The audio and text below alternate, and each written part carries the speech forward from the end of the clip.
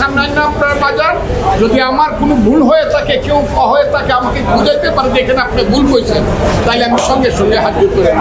BNP চেয়ারপারসনের উপদেষ্টার পদ স্থগিত হওয়া বীর মুক্তিযোদ্ধা অ্যাডভোকেট মোহাম্মদ ফজলুর রহমান বলেছেন, বিএনপি নেতাকর্মীদের অনুরোধ করব আমার স্থগিতাদেশ উঠিয়ে নিন। সামনে কিশোরগঞ্জ জেলা সম্মেলন, আমি দীর্ঘ 8 বছর ধরে এই সম্মেলন করেছি। সম্প্রতি সামাজিক যোগাযোগ মাধ্যম ফেসবুকে দেওয়া এক বক্তব্যে তিনি এসব কথা বলেন। ফজলুর রহমান বলেন, আমাকে বলে আমি বাতিল হয়ে গেছি, কিশোরগঞ্জ সম্মেলনে যেতে পারবো না। কে সহ্য করতে পারে এগুলো?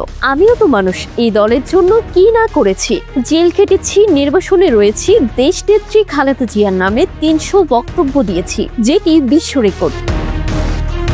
তিনি বলেন, আমার নেত্রী এখন সুস্থ, উনি জানেন না এটা। তারেক রহমান সাহেবের নামে আমি যে বক্তৃতা করি, বিএনপির নেতাদের চাঁদাবাজি ধান্দাবাজির বিরুদ্ধে আমি যে বক্তৃতা করি, এই বক্তৃতা কেউ করে না। একটা কথার জন্য আমাকে 3 মাসের জন্য দলের সব প্রকার কর্মকাণ্ড থেকে স্থগিত করা হয়েছে। আদেশ দিয়েছেন, আমি খুশি হয়েছি। এখন আপনাদের অনুরোধ করেই সম্মেলনের আগে এটি তুলে দেন।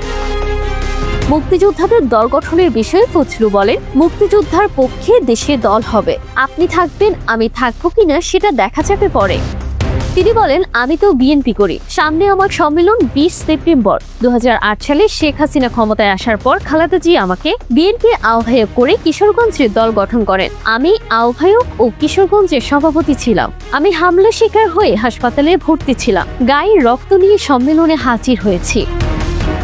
তিনি আরো বলেন, কিশোরগঞ্জে 8 বছর আমি নেতৃত্ব দিয়েছি। 20 তারিখের সম্মেলনে হাজার হাজার নেতাকর্মী আসবে, আর আমি ঢাকায় বসে থাকব। যে বিএনপির জন্য আমি মৃত্যুর মুখোমুখি হয়েছি, বিএনপি থেকে কেউ বলতে পারে না ফজলু সম্মেলনে আসুক, কেউ বলার লোক না, আমি তো জানি আছে। ফজলুর রহমান বলেন, একটা মানুষের যখন 60 বছর হয়ে যায় তার আর সময় নাই, তার প্রতিটা সময় মহামূল্যবান। 1 মিনিট স্বর্ণের দামে বিক্রি হয়। আমার বয়স কিন্তু 78 বছর। আমাকে 3 মাস ঘরে বসিয়ে রাখবেন, আমাকে কাজ করতে দেবেন না। আমার যদি নেওয়ার ইচ্ছে থাকে, শাস্তি তো আমার হয়েছে, একদিনের জন্য হলেও হয়েছে। আজকে তো প্রায় 1 মাস হয়ে যাচ্ছে। চাইলে সম্মেলনের আগে আমার বরখাস্ত আদেশ তুলে নিতে পারে, কিন্তু এটা করবে না।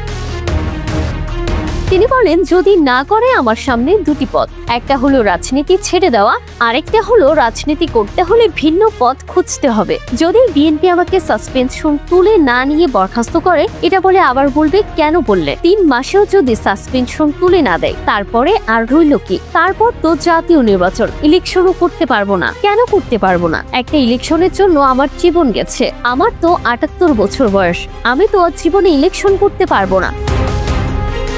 তিনি আরো বলেন, আমি বিএনপির মতো দল করব না, এটি ফালতু কথা। তবে আমার জীবন থাকে, আর বিএনপি যদি আমাকে দলে না নেয়, আমি না হয় বসেই রইলাম। এই দেশটার জন্য তো আমি যুদ্ধ করেছি, আমি না হয় তাদের কথা চিন্তা করে সব বাদই দিয়ে দিলাম। বাকি বিদেশে আছে 2 কোটি মানুষ। আমি চ্যালেঞ্জ করলাম, এই 99% মানুষ আমাকে সাপোর্ট করবে।